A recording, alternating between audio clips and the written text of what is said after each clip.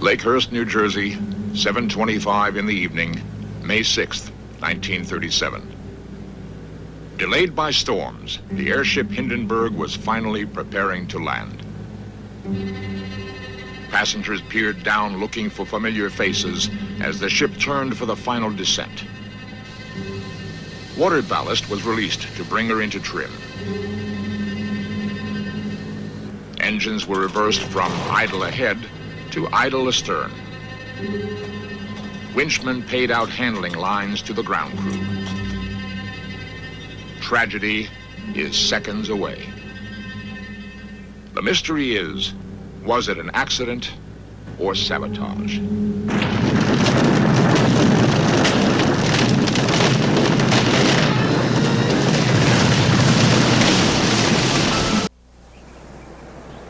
Lakehurst, New Jersey is a place that time has passed by.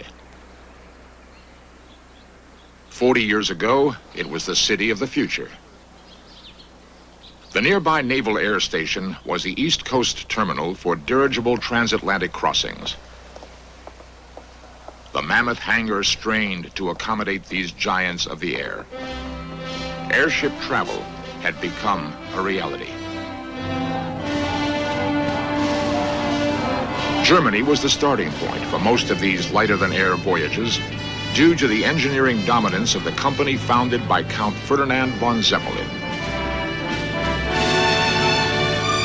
In 1924, the company built this dirigible for the United States as part of Germany's reparations for World War I.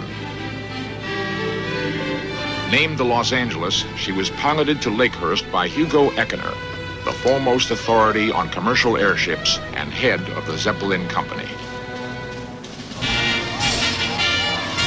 In 1928, Hugo Eckener built the largest, most luxurious airship to date, the Graf Zeppelin. Wherever she flew, the Graf Zeppelin was hailed as proof of the practicality of airship travel. Her popularity helped to restore the war-ravaged pride of the German people, many of whom had contributed money for her construction. In 1929, the Graf circumnavigated the world carrying passengers. Airlines with fixed-wing planes would not equal this feat for years. She established a regular schedule of flights from Germany to Brazil years before transatlantic airplane service.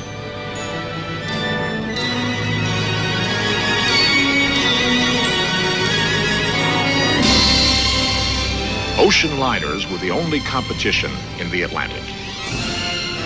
Hugo Eckener felt confident his dirigibles could cut the transatlantic crossing time to 2 days, but he would need a new airship, one larger and faster than the Graf Zeppelin.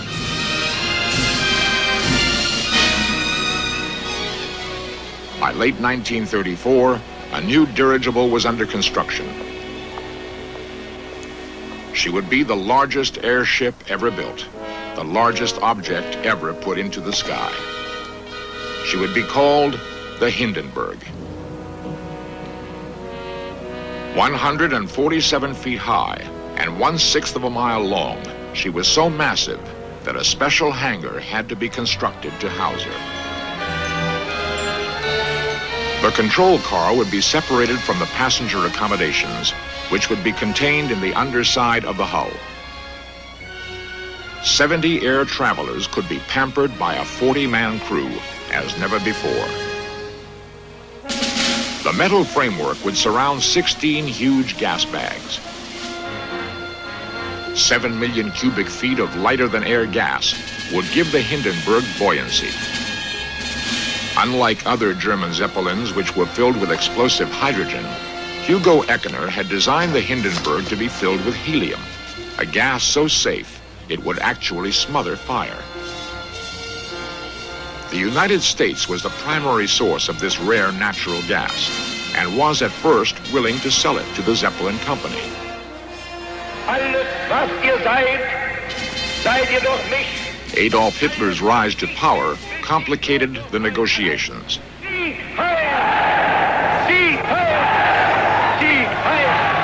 Hitler saw the airships as propaganda machines to carry the message of the Third Reich around the world.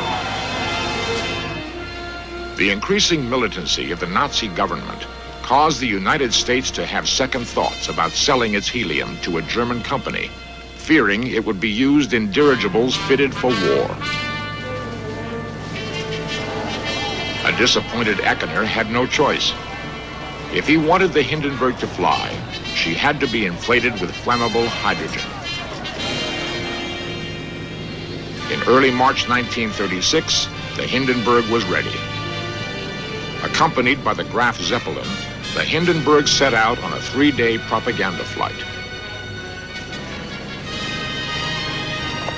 Eckener complained loudly and publicly about what he considered to be the misuse of his airships. The furious propaganda minister forbade the German press to ever mention Eckener's name again. Earlier, Eckener's anti-Nazi sentiments had brought him into disfavor with the Third Reich. He was removed as director of the Zeppelin Company. The airships sailed on. Named for the former German president, the Hindenburg was the symbol of the new Nazi era.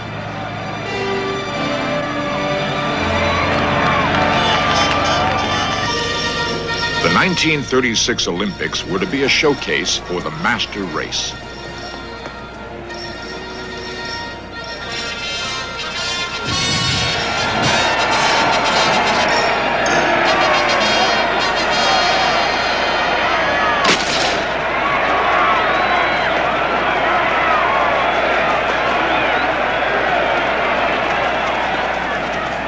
In the wake of Jesse Owens' 4 gold medals, the stunned Nazis turned to the Hindenburg to regain their lost prestige.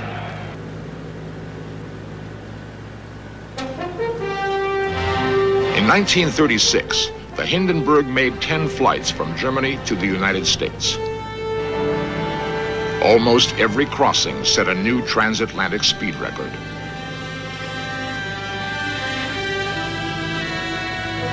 In her first year, the Hindenburg logged almost 200,000 miles, carrying over 2,600 passengers. Docking at Lakehurst, the Hindenburg was reunited with her smaller sister ship, the Los Angeles. Eckener's joy in the Hindenburg's success was dampened by the fact that she was now piloted by Captain Ernst Lehmann, the new head of the nationalized Zeppelin Company. In spite of increasing international tensions, the Zeppelin Company established an ambitious passenger schedule for 1937. 18 flights from Germany to Lakehurst were planned for the Hindenburg. Almost immediately after the announcement of the schedule, the German embassy in Washington began receiving threats against the airship. Warnings came by phone and mail that the Hindenburg would be destroyed at Lakehurst. When the Hindenburg was ready to leave on her first U.S. flight of 1937, the ship was thoroughly searched for any kind of destructive device. Passengers' luggage was also carefully inspected. Although this flight would be commanded by Captain Max Pruss, Captain Lehmann decided to go along, hoping his presence would help alleviate the rumors of sabotage. The Hindenburg was ready. Captain Pruss gave the launch command, up ship. The Hindenburg lifted off from Frankfurt in the evening of May 3rd, 1937. The 97 people on board expected the flight to be as routine as several years of passenger service had proven it could be. The route across Europe was determined by international politics. The Hindenburg flew across Holland to the English Channel. By May 4th, the Hindenburg was over the North Atlantic. Violent storms and strong headwinds reduced her speed to only 60 miles per hour. Unaffected by the turbulence outside, passengers settled down to a meal of Rhine salmon a la Hindenburg. The great airship flew on smoothly through the storms and lightning that would delay her arrival.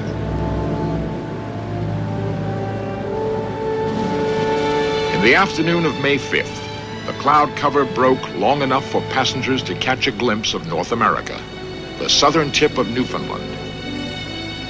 Throughout the night, the Hindenburg sailed down the Canadian coast, headed for the United States. The morning of May 6th found the Hindenburg over a foggy Boston, 10 hours behind schedule. As she flew further south, the clouds cleared. The Hindenburg came to New York City in bright sunshine.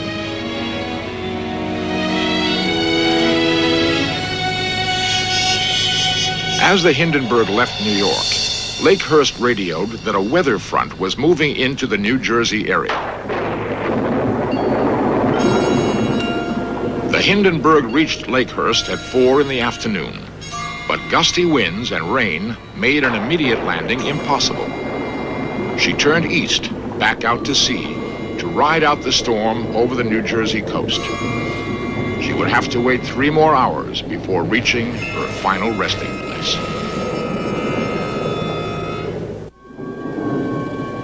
5 p.m., May 6th, 1937. The airship Hindenburg cruised off the New Jersey coast, waiting for the weather to clear at Lakehurst. At 6:23 p.m., Lakehurst radioed, "Recommend landing now." Captain Pruce acknowledged and set course for Lakehurst. Radio commentator Herb Morrison recorded her arrival for the first transcontinental broadcast. Well, here it comes, ladies and gentlemen, and what a great sight it is. A thrilling one. The ship is riding majestically toward us like some great feather. It's a marvel. Newsreel cameras whirred as water ballast was released to bring the ship into trim. Ship is no doubt bustling with activity, as we can see. Orders are shouted to the crew. The passengers probably lining the windows, looking down at the field ahead of them, getting their glimpse of the mooring mast. It's practically standing still now. They've dropped ropes out of the nose of the ship. It's been taken a hold of down on the field by a number of men. It's starting to rain again. The rain had slacked up a little bit. The back motors of the ship are just holding it just enough to keep it from... It bursts into flames. Get it started, get it started. It's crashing. It's crashing terrible. Oh, my, get out of the way, please. It's bursting into flames and it's falling on the mooring mast, and all the folks agree that this is terrible. This is one of the worst catastrophes in the world. Oh, it's flames running 400 or 500 feet into the sky, and it's a terrific crash, ladies and gentlemen. The smoke and the flames now, and the flame is crashing to the ground, not quite to the mooring mast. All the humanity and all the passengers screaming around it.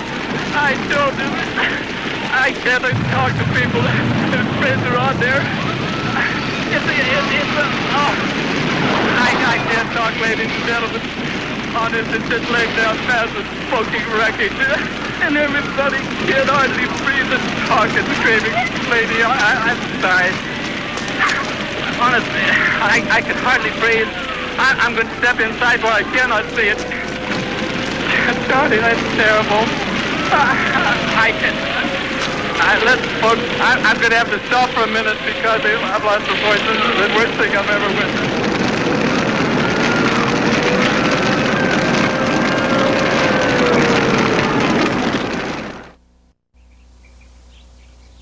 Even today, the disaster is vivid in the memories of those who witnessed the crash.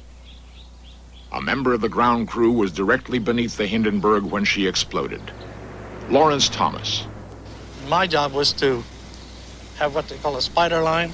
I would hook the spider line onto the ship, and there would be 8 men would spread out with the different ropes and pull just as hard as they could. So just as I was reaching for the rope to put my spider line on, she went boom, and it blew it right out of my hand. And matter of fact, if I remember correctly, I think most of us went off our feet. Stanley True worked at the Lakehurst base as an ambulance driver. They asked us to take the 2 commanding officers, which was Captain Pruce and Captain Lehman, and we proceeded to put them in our ambulances. Captain Pruce, who was attending in the ambulance, was burnt from head to foot, but he was in perfect spirits. Captain Lehman seemed to me like he was gone.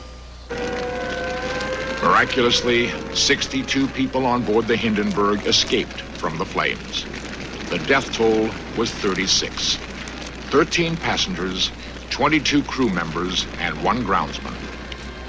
Captain Proust did recover, but Captain Lehman died from his burns. The Hindenburg herself was the last of her kind.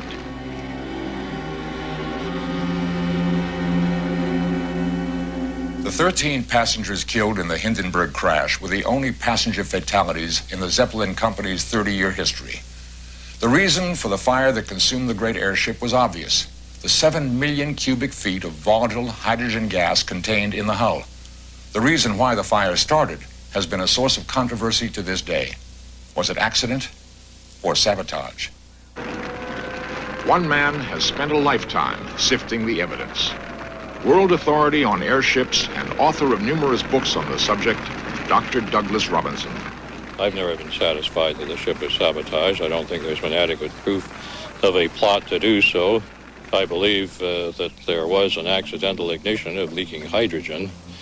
There is no doubt at all that the ship landed in a condition where there is a very high electrical potential difference right after a thunderstorm.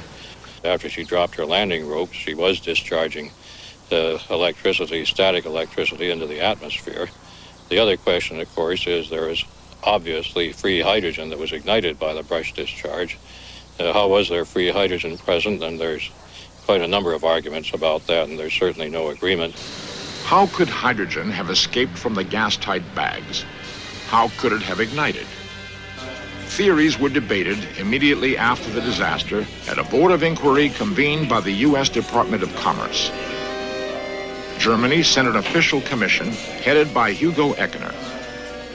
Airship officials from both countries looked to Eckener to provide the answers. Eckener speculated that a bracing wire inside the hull had broken during landing maneuvers in the gusty winds. The broken wire slashed open a gas cell, allowing hydrogen to escape. It was then ignited by static electricity, sometimes called St. Elmo's fire. Eckener's theory was accepted as the official conclusion by both American and German investigators. Everybody involved in the accident investigation assumed that there had been St. Elmo's fire, but nobody had actually seen it among the witnesses who appeared. I think this is because they were all standing underneath the ship and couldn't see what was going on top. But quite a few years ago, I interviewed a couple who were standing outside the main gate of the air station and had quite a different view of the disaster. They were about a quarter mile away. They saw it silhouetted against the evening sky, and both of them observed a dim blue flame flickering along the full length of the top of the ship, and even had time to exchange some remarks about it before there was a sudden yellow flaming burst of burning hydrogen just ahead of the upper fin. So I feel with no doubt whatever there was St. Elmo's fire, and it did set fire to escaping hydrogen. Many present at the Board of Inquiry, however, disagreed. They argued that the ship had been subjected to much greater stress without wires breaking, and that St. Elmo's fire was not powerful enough to ignite hydrogen gas. They believed the Hindenburg had been destroyed by another cause: sabotage. I spent a morning with Captain Proust, the captain of the Hindenburg at the time of the fire in 1957. He by then had convinced himself that the ship was sabotaged and insisted that a particular passenger had used various excuses to be in the tail of the ship to plant a bomb. The sabotage threats received by the German embassy before the Hindenburg took off were brought up in the testimony at the inquiry in 1937, but they were not pursued. Because official investigations were clouded by diplomatic considerations, it may never be known whether the Hindenburg was destroyed by accident or by sabotage. Either way, it is likely that there would have been no fire if the ship had been filled with helium instead of hydrogen. Had it not been for the strained international politics of the 1930s, the tragedy of the great airship Hindenburg might never have occurred. The Hindenburg crash sounded the death knell for giant passenger airships. Today, however, There is no longer the risk of fire that threatened the hydrogen-filled dirigibles. Helium is easily available. Perhaps commercial lighter-than-air service has a future after all. Goodyear Public Relations spokesman Ron Bell. With the fuel efficiency of the airship and the energy considerations of today and our modern technology and 50 years of experience in airship manufacturing, we're going to be able to build a far superior airship to what they had in the days of the Hindenburg. We have two airships currently that we have designed. One of them is the heavy lifter, 450 feet long and capable of carrying 75 tons of cargo. The other airship is the coastal patrol airship, and it's 320 feet long and able to patrol international as well as domestic borders. They have a very real feasibility. They're far more economical than aircraft and faster than ships for cargo transportation. In Europe and America, a number of companies are designing and testing a new generation of lighter-than-air craft. Perhaps the airship business is about to take up where the Hindenburg left off.